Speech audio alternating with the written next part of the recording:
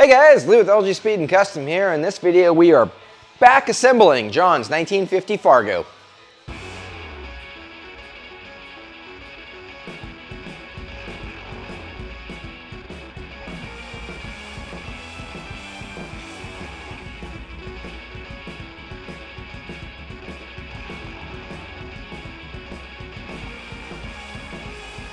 So the last video we did on John's Fargo, we had finished painting the recessed custom-built firewall, picked the truck up from my friend Rick's paint booth, brought it back to the shop, and started putting it back together. We powder coated and installed the RJ Speed Shop pedal assembly. We put the 454 Chevy back in, with the T10 4-speed, got all that stuff hooked up. Shifter, drive shaft, gear oil, speedo meter. We got to the carburetor, and that's when I realized that this spread bore to square bore Mr. Gasket adapter did not come with hardware long enough to reach through the carburetor. So that was on a Friday, right at like pretty much quitting time when I discovered that. So we just ended that video there. Now it's Monday and we are going to pick up where we left off. We're gonna pull this adapter back off, find some proper hardware that actually fits it, and put the carburetor back on. Once the carburetor's back on, fuel tank can go in, we gotta make fuel lines, we still gotta make power steering lines. Basically, we gotta plumb everything. The only thing that is actually plumbed is the clutch, which we did in the last video.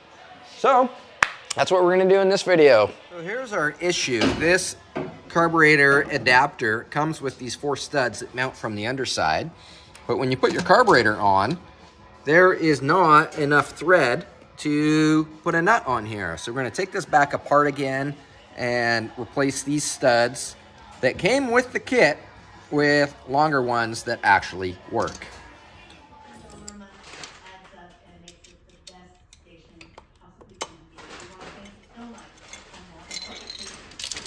This adapter just has bolts that go through the backside like that turn into studs, and they're just not long enough. So went to the bolt bin and just grabbed some longer ones so we can put it back together now, and hopefully it'll be okay.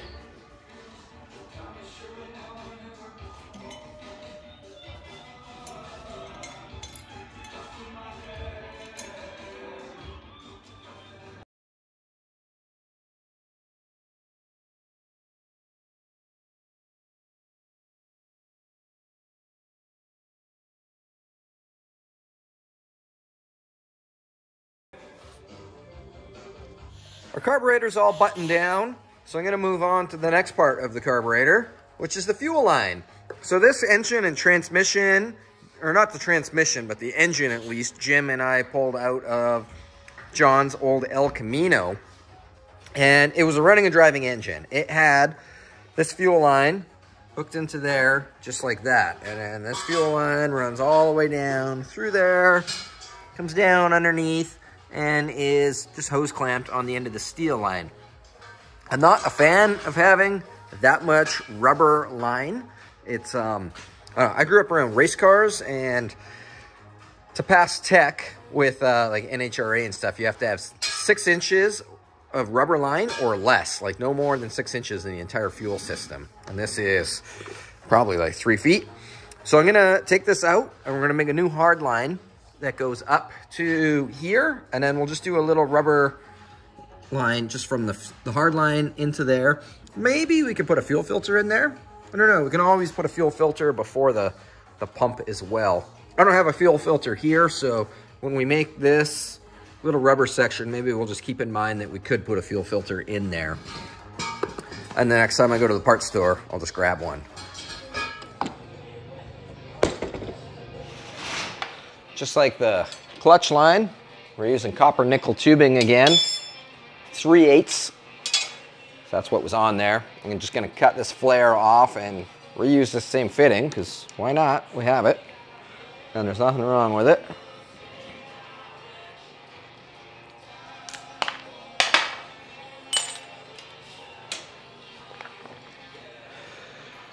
Three-eighths.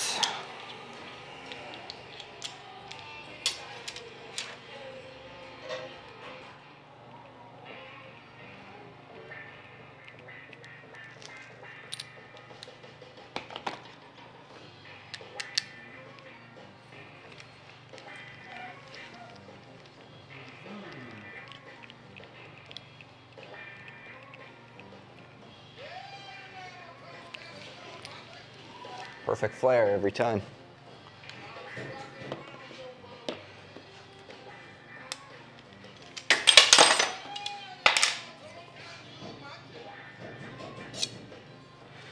All right, got our tubing bender.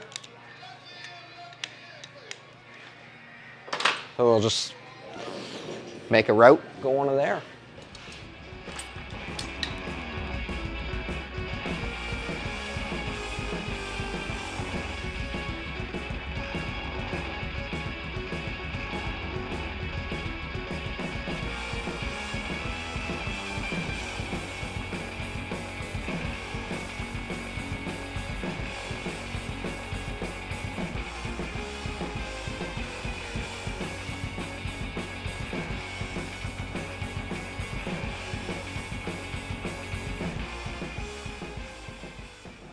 So we're mounted down here, just like the original one was. Sneaks up.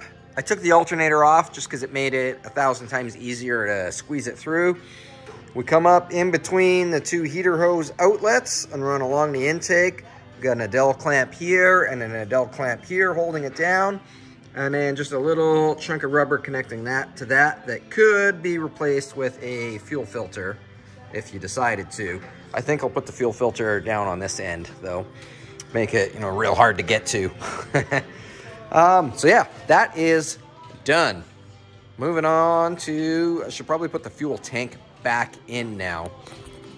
Had to pull the fuel tank out when I was cutting something. Oh, when we had to notch the cross member for the tail shaft on the T10 to go through, and the fuel tank was right there, and the fuel line was exposed, and I just thought, you know, maybe I'll pull the tank out rather than die. So we can put it back in now. Naturally, the fuel tank is just about right full and weighs 8,000 pounds.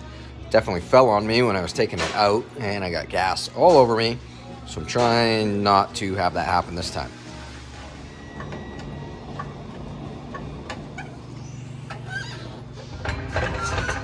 Success, our gas tank is back in, and I did not drop it on myself.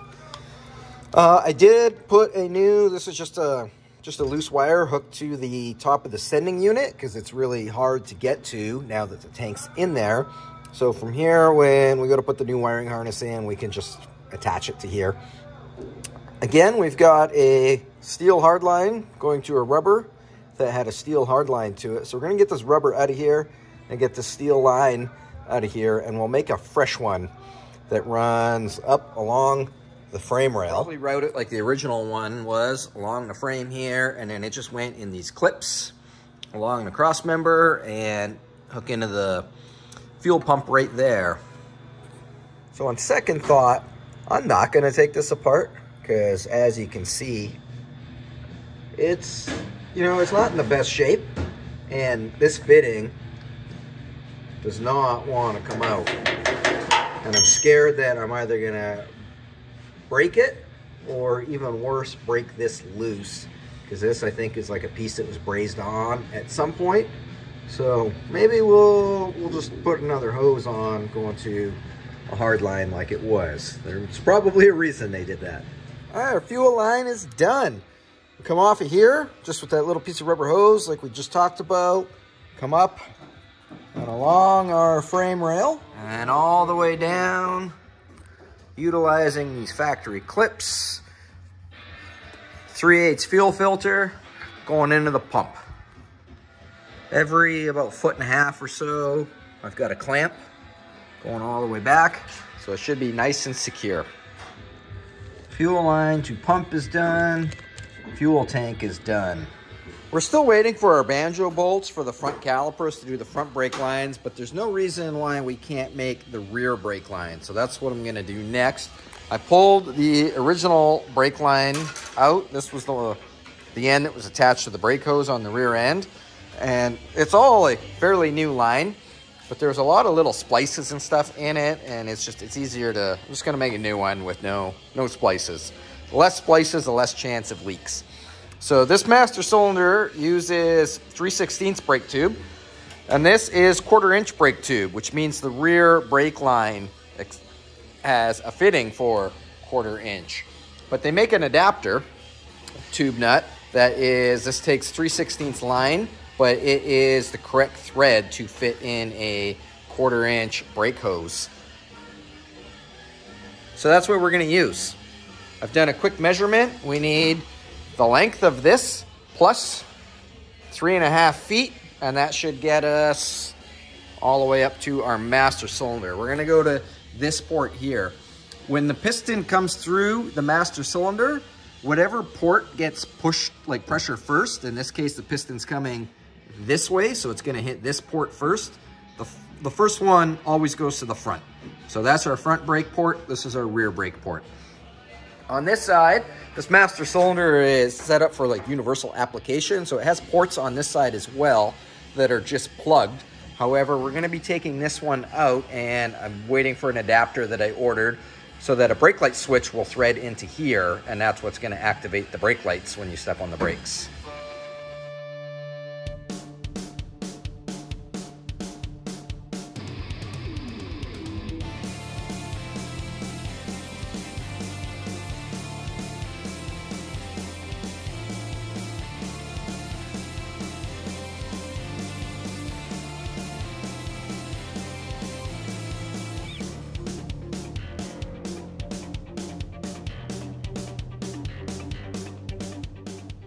Our rear brake line is done, but I'm not crossing it off the list yet because it still needs to be clamped down. I don't have any 3/16 clamps in stock, so I ordered some. They'll be here in a day or two. So we can move on. Brake light switch we're waiting for. Front brake lines we're waiting for. The MSD box and the coil I'm just ignoring for now. Lead brakes and clutch we can't do yet, but power steering we can do. Power steering pressure reducer and power steering lines. So here's our power steering pressure reducer, and what this is for, that is a Ford power steering rack, and it uses, I think, 1,000 to 1,200 PSI is what it needs to run. This is a Chevrolet power steering pump, which puts out more pressure than that requires, and as a result, you can have, at higher RPM, your steering gets really twitchy. So this little doodad drops the pressure. This is a pressure reducer. Pretty easy to install. What we got to do is take this big nut off, pull that off, and then we'll have to read the instructions to do the rest because I don't remember what to do after that.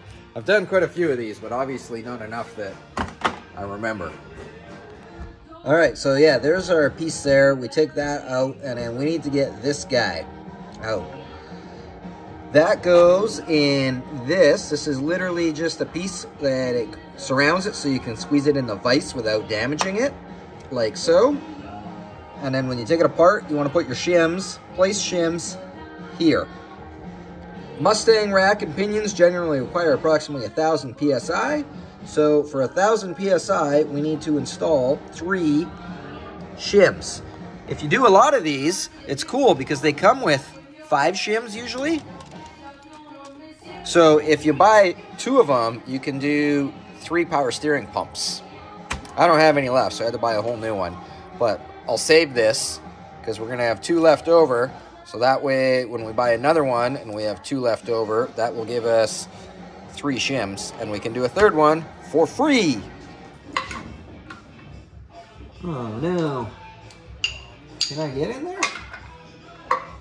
Ah, I might have to use a flat wrench. What size is this? 1 inch.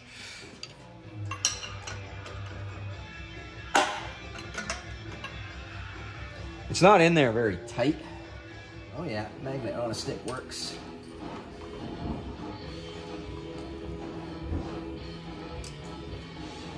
There's our piece right there. So we got to take this bolt out and then put the shims in there. So this just slides in there like that. And then you can put it in the vise.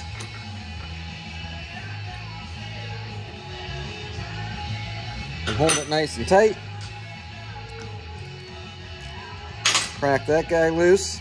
It says to disregard any shims that are in there and use their shims. I'm not sure what's wrong with the shims that are in there, but Because this is on video, we better do it the way they say, because otherwise it'll void warranty. Okay, there's their shim. 1, 2, 3 shims. Put that back together.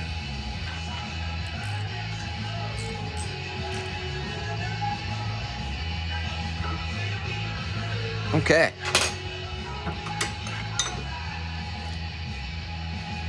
Now we've got 3 shims in there. We can put this back together now.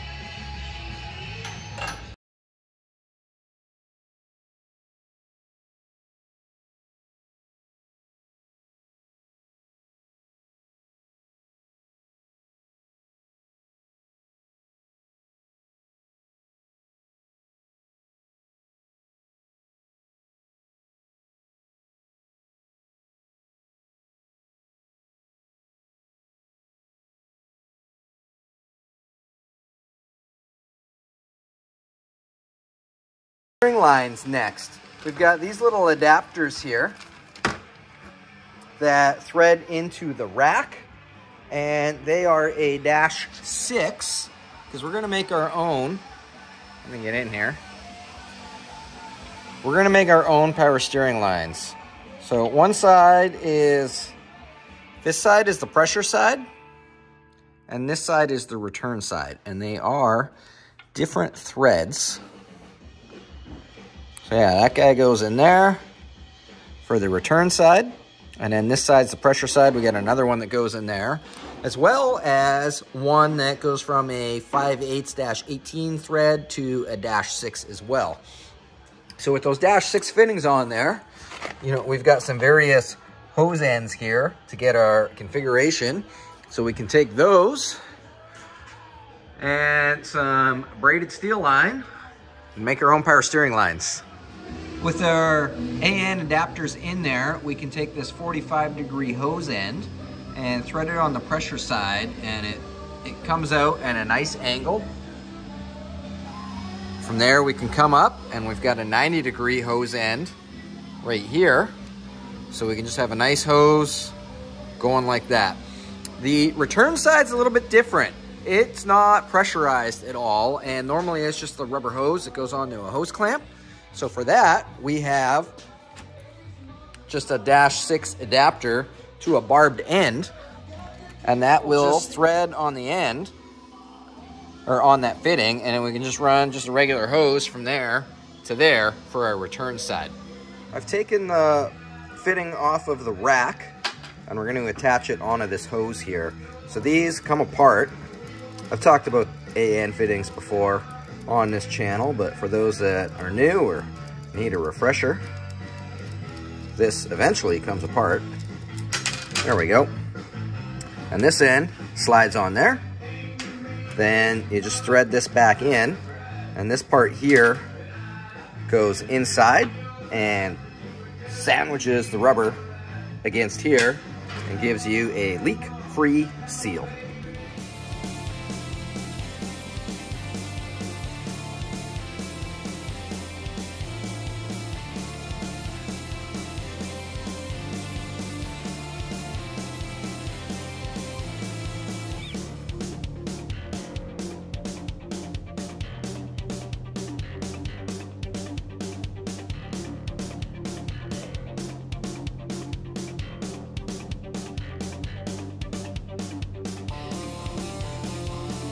There we have our completed fitting. So this end swivels, so we'll put this back on and then route this up to where our other end hose end needs to be, and we can mark it and cut it.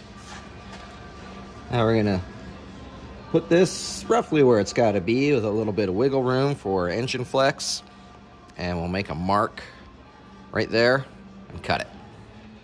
I've wrapped where we marked it with some masking tape nice and tight. If you don't wrap tape around there, when you cut it, the steel braids fray, and you can never get that end back on, or if it's very difficult to.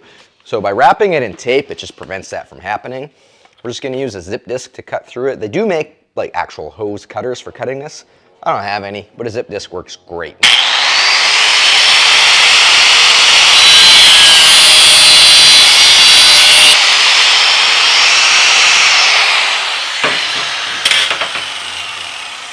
there we have a nice frayed-free finish. Peel our tape back. And then this guy, because we have a fray-free end, just slides right in. Make sure it bottoms out all the way in there. A little bit of grease. These are special jaws that I have that just hold it in place. And then you can thread the end in.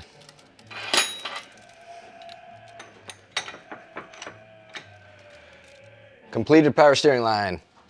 So you're probably asking yourself, Lee, why don't you just get a hydraulic shop to make a power steering hose for you?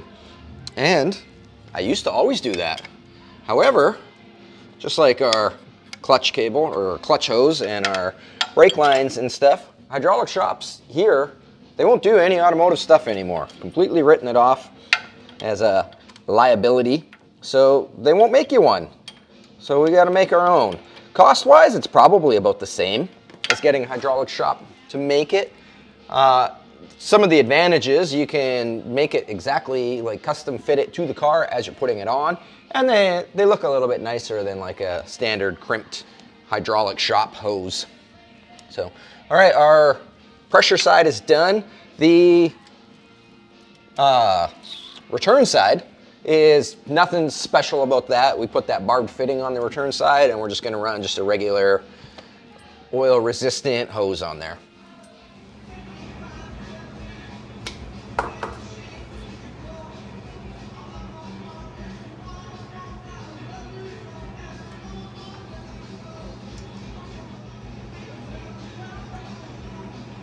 Both power steering lines are done. We can put some fluid in this thing and then move on.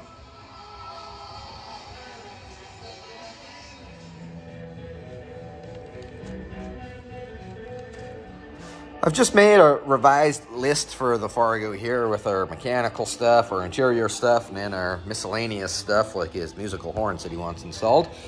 Temp gauge. So the plan has always been to use the original temp gauge because it is mechanical. However, it doesn't quite reach. This is just a couple inches too short to reach that port, unfortunately, or that opening. There's another one on the cylinder head down here. It won't reach that either. But on the other cylinder head, we've got a third one here, and it will reach that. It kind of stretches, or not stretches, but you know, it's not routed the way that I would like to route it, but I think it'll be okay, and it will get us our temperature gauge working, which is the important part. That's all threaded in there now. So it's, I don't know, it's not terrible. I can live with it. Maybe once we get things a little more completed, we can, I don't know, route it or tie it off with something nice to make it not straight across, but it works. It's going to move on to the oil pressure now. Oil pressure gauge time. This is the original oil pressure line that hooks to the factory gauge, and this flexi end here hooked into the original flat 6. This flexi hose is, I don't know if you can see it on camera there, but it's pretty cracked and crunchy, so I don't want to reuse it. And the fittings on here are a little bit weird. I went down to the hydraulic shop to see if they could make another one of those, but again, they're like, oh, is this for a car? Absolutely not. So I got this Autometer Universal Oil Pressure Flexi Line Kit. So I'm going to open this up, and I think between this and a couple fittings I did get at the hydraulic shop, I can make this work. So here's this is 1/8" pipe thread, which is the same as what the block is. This came out of the block. So that works great. And that will thread onto here, which gives us our flexi line. It's probably a little longer than we need, but it's what they had, so that's what we got. So this goes to the flexi line, which we can then hook into our hard line. This little fitting, which came in the kit, it threads in there, just like that. From here, that's 1/8" pipe thread. So we can take this 1/8" pipe thread that just accepts a 3/16 tube nut, if I can get this in here. There we go. So that's just a 3/16 tube nut now, which is the same as this end has.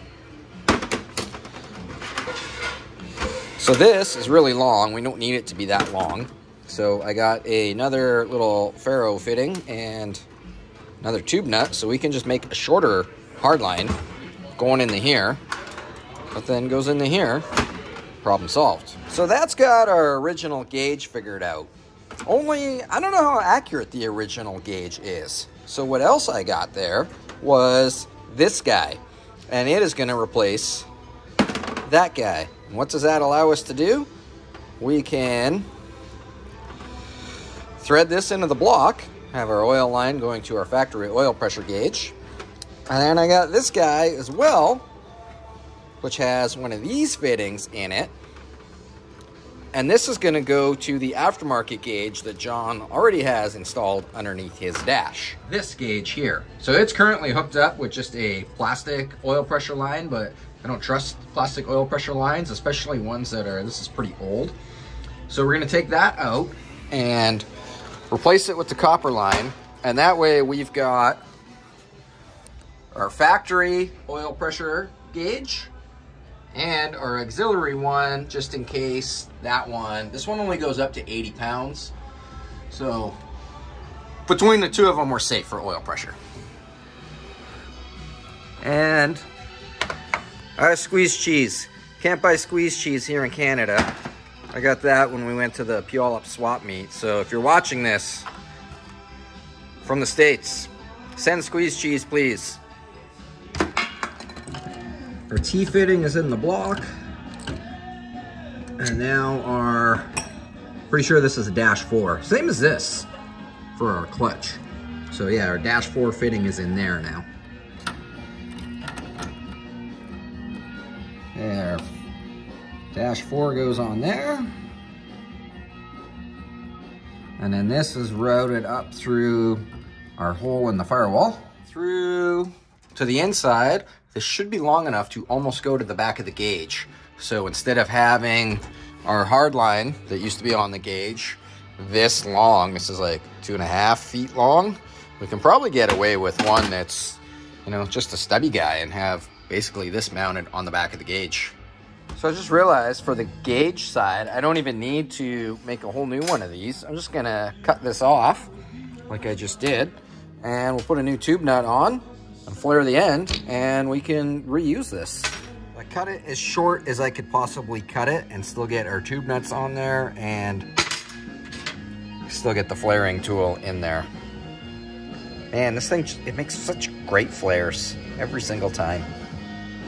Now we can take this assembly and thread it into the back of the gauge like it was from the factory, and the other end of our dash 4 stainless line will thread into there. All right, this is a weird angle from under the dash, but there's our hard line into the back of the gauge, connected to our dash 4 stainless line. For the second oil pressure gauge is really straightforward. I just took the plastic line out, and we're just going to replace it with the copper one. The copper one comes with all new fittings and stuff. It does come with the fittings that go in the block in the back of the gauge, but we don't need those because we can just reuse these ones that are already in there. The copper line's done. We come off the back of the gauge here, and it just runs with this bundle. We got a speedometer cable and our 2 oil pressure lines running down through here. Most of the wiring harness is probably going to go through there as well. Then it just comes out here on the same hole and 90 degrees in. So, excuse me. Some people will coil a line up. That probably wouldn't have been a terrible idea on here, except for I cut the line too short to do that. But it should be okay. Anyways, copper is extremely soft and flexible. So I've never had a copper line break on me before, so I'm pretty confident it'll be okay. On that note, our oil pressure system is done. Oil pressure off the list. Front brake lines, we're still waiting on stuff for. Still waiting on our clamps for the rear, and then we can bleed everything. I don't want to mount the MSD box and the coil until the front sheet metal is on, because there's not a lot of real estate left on the firewall for it, and I'm thinking maybe it could go on the inner fender, but I don't want to put the front sheet metal on until we get our brake lines done. So maybe heater hoses and rad hoses can't do until the front sheet metal's on. Install coils, I don't want to do that until the front sheet metal is on. So I guess what that means is we're going to take a pause on this project for right now. Probably end this video here. And we're going to move on to Rob's Model A. We got to put carpet in it. He needs carpet. His feet get cold when he's driving. So better put carpet in so his feet stay warm. We should have parts for this. I think there's one batch of parts that's arriving tomorrow, and then the caliper bolts that are really holding us up on that. They should be early next week, I think. So we're going to call this video here. Jump on the Rob's car. Thanks everybody for watching, really appreciate it. If you want to support the channel, check out lgspeedcustom.com. And yeah, thanks for watching. We'll see you on the next video.